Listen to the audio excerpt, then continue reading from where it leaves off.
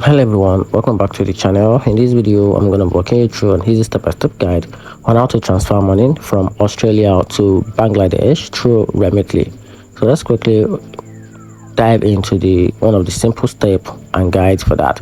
So the first thing to do is to open the Remitly app or visit the Remitly website, sign in or create a Remitly account with your details, select Australia as the sending country and Bangladesh as the receiving country.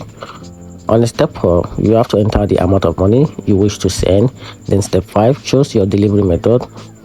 You have all the option for your delivery method. You can pick your delivery method to be the bank deposit. Options usually include your bank deposit, your cash pickup, or mobile wallet like Bcash.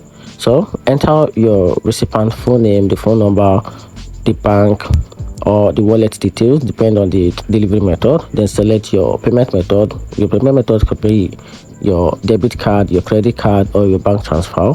Then review the details carefully and confirm the transaction. You can as well track your transfer in the Remitly app until money is delivered, but this can only be tracked in the Remitly app, not the website.